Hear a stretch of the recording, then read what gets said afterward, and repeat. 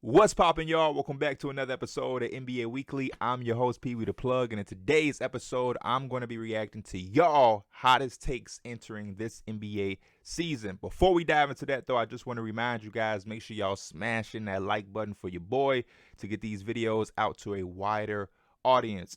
Also, last but not least, make sure you follow me on Twitter and on Twitch. I'm going to be streaming on Twitch Monday through Friday this week. A lot of content there. And then for those of y'all who watch these videos who might not follow me on Twitter, make sure you do that so you can get a chance to be involved in these type of videos. Don't want to hold y'all any longer. Got a lot to get to, so let's dive right in it. Yiddig. First, we got my boy at Cole, the NBA guy. Shout out to my boy Cole Paris. He says Julius Randle goes back to all NBA form now that he has a viable playmaker at the point and someone who can run more effectively P and R with in Jalen Brunson. Wanted to give you a Knicks one. Shout out to you, Cole Paris. This hot take isn't the wildest. It ain't the hottest. It is extreme. It's hot because in order for Julius Randle to be at All NBA again, that means he has to outperform a lot of top dogs. So you already think about Giannis. You already think of names like Pascal Siakam, Jason Tatum, just to name a few.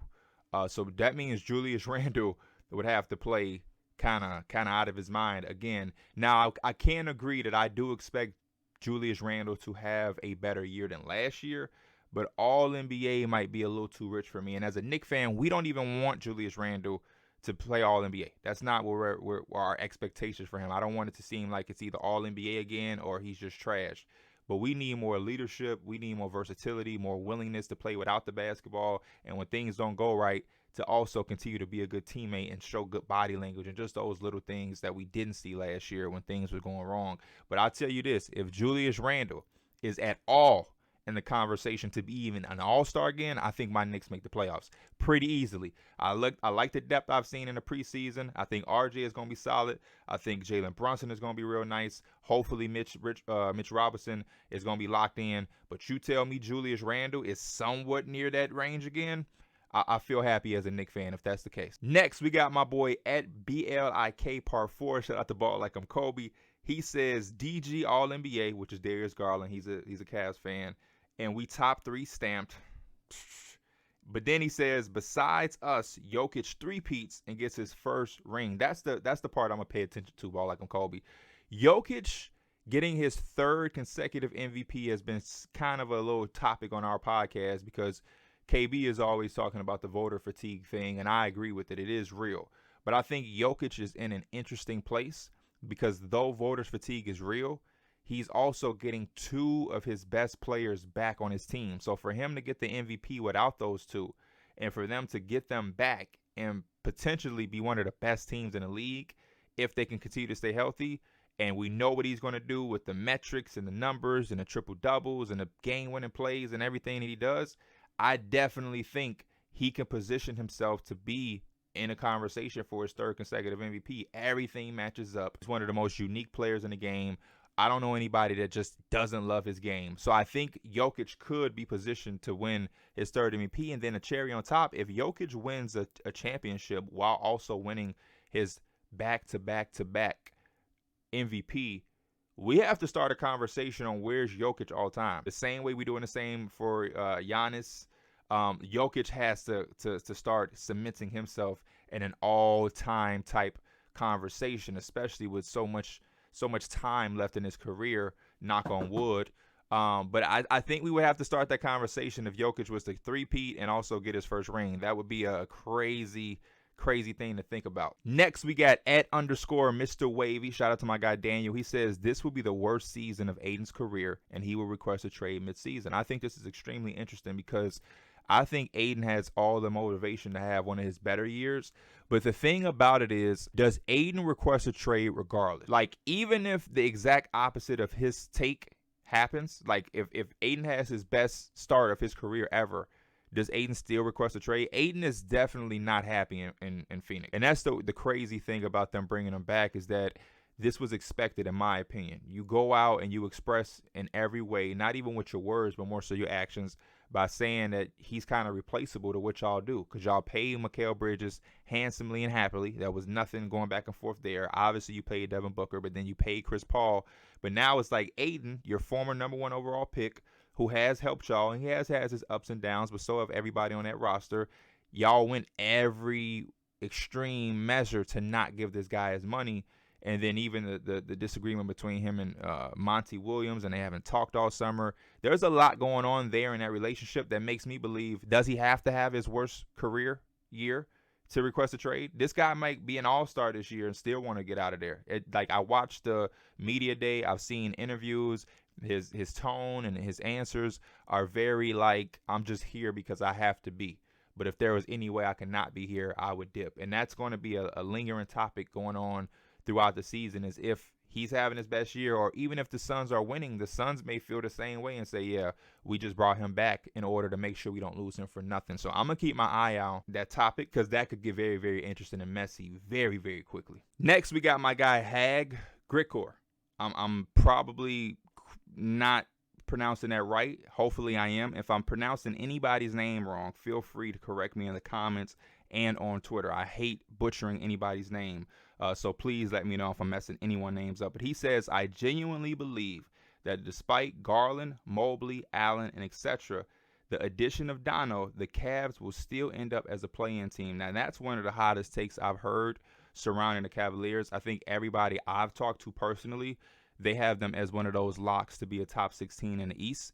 Now, is anybody saying that the Cavs are going to be the number one seed and run off with the Eastern Conference? No.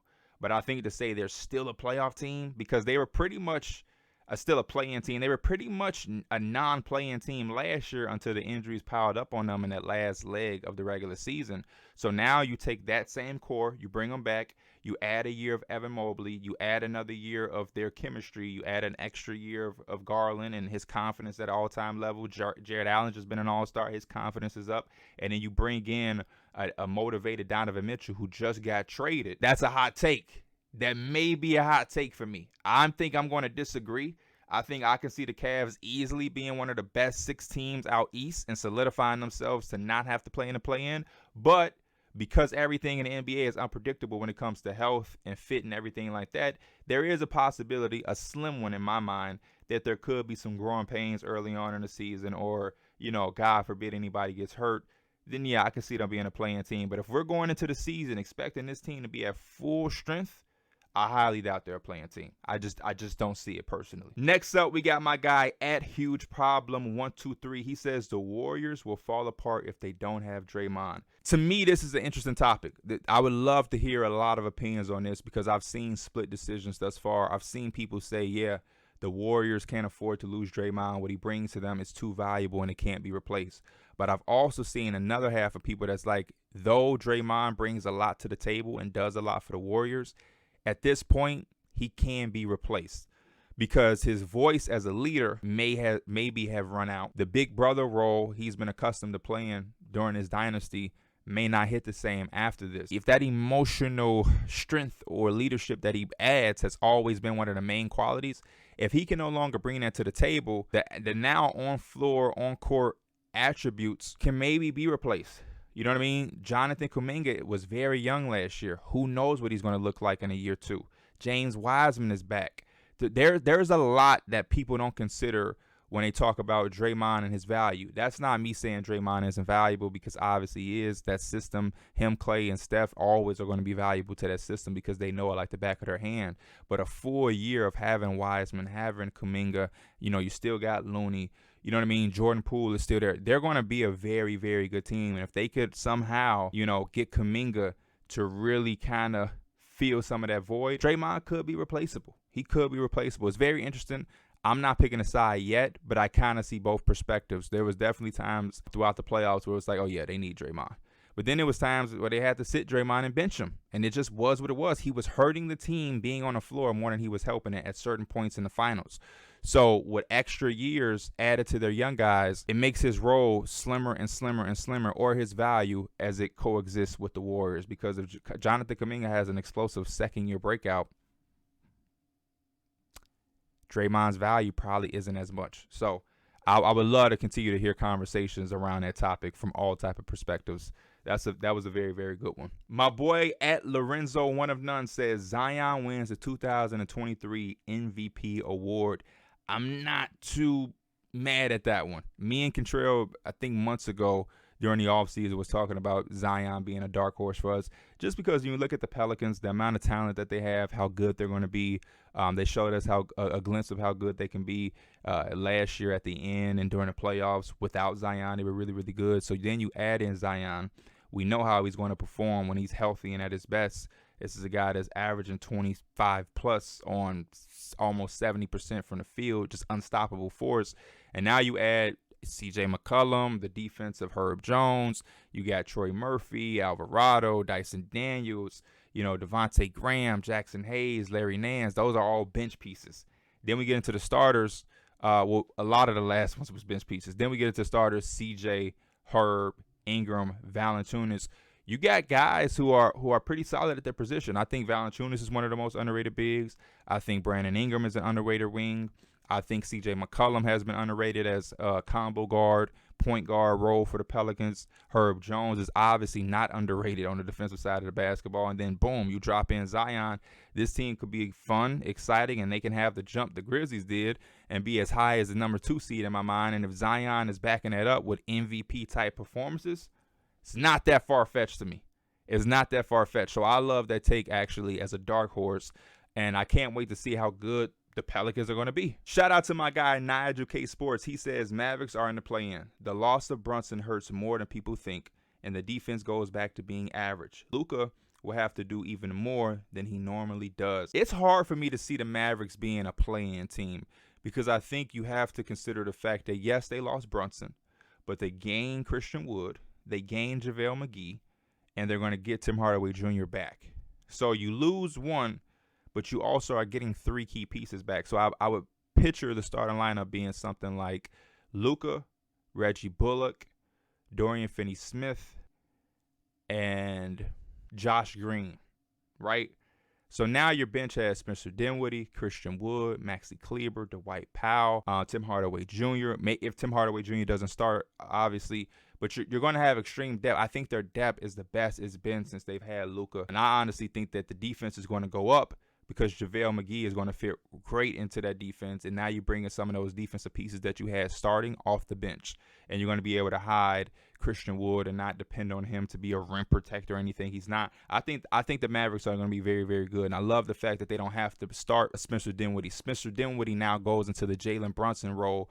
And I think he could have a very good 6 man of the year type year out there in Dallas. So I'm going to say Dallas is not a play-in team, if I'm being honest. And I do expect Luka to have another MVP caliber year where he's in the conversation. At Jansen Truther says, the Nuggets ain't all that. I think they could be the league's most disappointing team. It surprises me to hear that because when I see the Nuggets from last year, without Jamal Murray, without Michael Porter Jr., with Aaron Gordon kind of be the second option or their second most reliable player with a young Bones Highland, and then I look at Bones Highland being in his second year.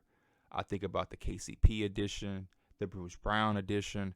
I think about Michael Porter Jr. and Jamal Murray now being healthy. I'm like, I like this team. How can you say this team won't be all that? You would have to hope or anticipate Jokic or Jamal Murray or somebody getting hurt again, because even without their second best players, they still were a very good team. So now you add them to the equation, and it's just simple mathematics. Aaron Gordon is now your 4th or 5th best option. Jamal Murray and Michael Porter gives you a better offense, definitely way better. You're still playing the same type of system, and now you have KCP, who's a lot more 3-and-D. You have Bruce Brown off your bench who can defend and be a Swiss Army knife. I think the Nuggets are for sure going to be one of the top end teams in the league and at the top of the Western Conference standings, unless they have a devastating injury again that they have to deal with. At Fox Sabonis, this one is no surprise with a name like that. Keegan Murray will run away with the Rookie of the Year pick throughout the season. He will be consistent the whole way and will be a big part of the Kings' success even as a rookie. I'm not mad at this take at all. I think Keegan Murray is one of the best fits from team to draft. I think Paolo is going to have an amazing year. I don't think you can even count out Jabari Smith. I know a lot of people counting him out. He's going to have a nice year. Obviously, Jaden Ivey is going to be an explosive athlete and do his thing. Ben Mathurin is out there. But I can get behind the Keegan Murray hype train for sure. He's my second guy that I would go with. I think Paolo, it just lines up perfectly for him. But I do agree. I can see Keegan Murray being the most consistent. I love his fit out there in Sacramento and them being, competing potentially for a play-in or a future playoff spot for the first time in a long time, will definitely help people want to vote for him. But I think he's an easy guy to root for. He's going to play both sides of the basketball. He can get the ball and push in transition, knock down open shots, move without the basketball, do things with the basketball, guard 2 through 4, maybe even 2 through 5, depending on who they're playing against. He's going to have a strong Rookie of the Year showcase. And if Paolo doesn't come out aggressive, Keegan Murray could definitely snatch it away if given the opportunity. So I'm not mad at that at all, Fox Sabonis. Keegan Murray is definitely going to fit very well with Sacramento from day one. At FCKINMX, and overrated. He won't take that leap people think he'll take. He's an all-star caliber player at best. I'm going to say that I think it's way too early to say what player he is at best. I'm not mad at you not jumping out the window, getting on that MVP hype train. No problem at all. But I don't think Ant is overrated. I think he's taking major strides. I think what the Timberwolves are going to need from him and what he likes to do fits perfectly. It's not like they're asking him to be some playmaker all of a sudden who needs to average 10 assists. He just has to be a bucket and guard his man, and guarding his man is going to be a lot easier with Rudy Gobert behind him. I think this is going to be a very big year for him for sure, but I just can't rule out that he's only going to be an all-star level player. I see a guy who can take over games at any point in time. I see a guy that's going to be able to guard his man, especially with the identity the team is carving out, and I see him being a go-to guy from the perimeter down the stretch for a team that's going to need him to deliver in the biggest moments. He's showing a little bit of that last year, especially in the playoffs, and there's times where he's on the court and he looks virtually unstoppable. And at a very young age, he has a very long time before he even enters his prime. So to say Ant is overrated, it's just too strong for me. Way too early, and I think there's so much more we have to see before we can say he's overrated, underrated, or properly rated. He's still a very young player in this league. At Timmy_testicle, he says, I don't think Giannis has enough help. Middleton and Drew are great, but if even one of them gets shut down, I think the Celtics, Sixers, Cavs could drop them off. If they can stop Drew or Chris and don't let Giannis get any help. Now, if you use that theory, in my opinion, to anybody, then nobody would ever have help. You know what I mean? Like, Steph doesn't have help if Clay is getting shut down or Draymond is getting shut down, or, LeBron ain't going to have help if Anthony Davis is getting shut down. Jalen Brown and Tatum, they have no help if everybody gets. So you can use that theory with everybody. I think the Bucks, have more than enough help. I think what you expect from Chris Middleton, he gives you. He's Mr. Consistent. And I think Drew Holiday value comes without being in the box score. I don't look at the box score to determine Drew Holiday's value. He's a guy that's going to lock up, put immense pressure on the opposite team star player. He can guard all over the floor. And, of course, if he is doing great box score things like having 20-plus or, a double-double or anything like that, then that's just a cherry on top. But I think they figured out the proper team to put around Giannis, and they put the proper co-stars around him. And I believe that if they did have Middleton for the Boston series, that they probably would have got past Boston. I think the Bucks are very scary, and Bobby Portis is only getting better and better as a fit next to Giannis. So I wouldn't say that Giannis don't have any help, and that it's that simple to just take away Middleton. If that was that easy, a lot of teams would do it, and they wouldn't have had the success that they had over the last few years, if we being honest. My boy John Parnell says, I think Philly is going to be a very disappointing team. I just don't believe in a Harden and Maxey backcourt. Defensively, and people have overrated their offseason moves just because PJ House Montrez played on the Rockets with Harden. They have no true backup big. I can see your point of view, and I can see your perspective. I think people glorify the offseason because that's all they needed. All Philly really needed was a little extra depth and a guy like PJ Tucker who was going to be a grinder for them. They needed a guy who was going to fight for extra possessions, who was going to fit in and space the floor while doing dirty work. And they have that in PJ Tucker, and just a little bit of extra depth, comfortability next to Harden, which is what House provides. And then Montrezl Harrell is just an energy guy. A team like the Sixers or like the Nuggets, they don't need true backup centers who's going to play 25-plus minutes. They have MVP caliber centers who's going to play majority of that time. Montrezl Harrell, though, is a guy that if he does have to step up and play a big portion of minutes, whether it's rest, foul trouble, he'll be solid enough. I even think they have some other guys like Charles Bassey, even Paul Reed, who can maybe do some things as well there. But I think they didn't really need to go get stars or big names that's going to blow your mind. They went out and got true needs, and I think that's always an important thing for championship teams is going out and get the guys that they need that fit and not name chasing. So I like their offseason. I have full confidence that they are going to be a top-tier team out east, and they can compete for a championship if everything goes right for them. My boy Cam P177 says, not to sound OD crazy, but I think the Nets will be fighting for a play-in spot again this year. That's tough for me to hear. I mean, I would love if Cam would have gave me a little bit more information on why he thinks that.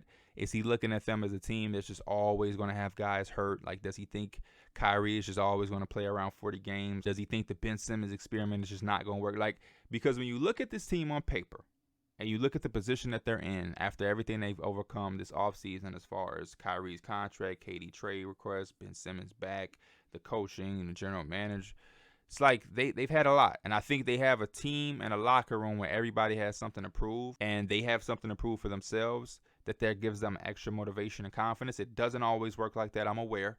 But I would love to know why Cam. Does he just look at this roster and say, nah?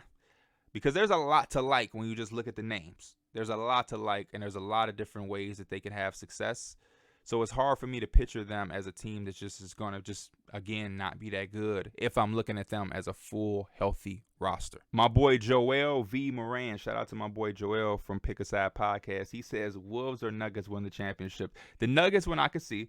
The Timberwolves, if they won a championship, that would be crazy. I'm not mad at either or. I like things to be new in the NBA, new and fresh. But I think the Wolves still have a lot of growing to do. To see them go from finally like making the playoffs in a while to then jumping up that much, it takes experience. Now, again, they do have special talent, but they also are in the first year of this team. For me, it may not be this year for them.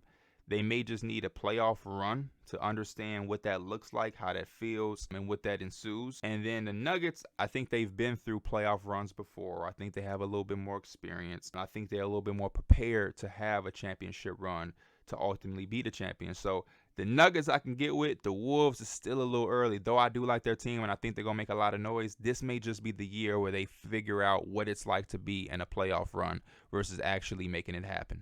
My boy Flash Hong says Tyler Hero and Bam have pretty much peaked, so the Heat will be a first-round exit. This one got 3 likes as well. I'm not ready to say that Bam and Tyler Hero peaked, but I definitely can say that the Heat might not be the team that they've been over the last few years, especially in the regular season. They may just be a better playoff team.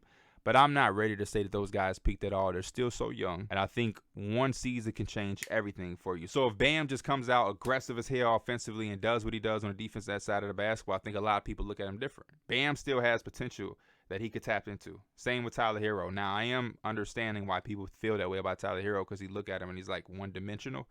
So he definitely has to show more, but saying that they're both peaked, not sure, and they're just too young to throw that on them. You know what I mean? It's just way too early to say that. My boy at William352556 says Tari will play better than Jabari Smith. Now, again, to me, this isn't the hottest take in the world. I think Trae Easton's game fits the NBA. He's just a guy who's physical. He's a bully. And he just wants it. And you don't have to call any plays for him. He'll go get offensive rebounds. He'll get a steal and finish in transition. He'll make something out of nothing. And those type of players always find early success because that's the part of the NBA where a lot of young guys are trying to catch up to. They're trying to catch up to the physicality. They're trying to catch up on how to pick their spots. What are their spots? What makes them feel comfortable? What's their moves? Tari, I think, will have the ability to skip that process because he is a grown man and he is a guy that's just not looking for play. Like, he literally can turn something into nothing for himself on the offensive side of the basketball, just getting the ball, putting his head down and dribbling to the cup and getting to the line, easy finish, whatever. So I think he is going to come out the gate maybe playing a little better, but I do believe when Jabari finds his footing and finds his comfortability on the floor as a jump shot taker, we'll start to see his success ramp up very rapidly. So I don't know if it's going to be like that the entire season, but I am expecting a stretch where Trae Easton is the most talked about rookie this season. I'm very high on Trae Easton.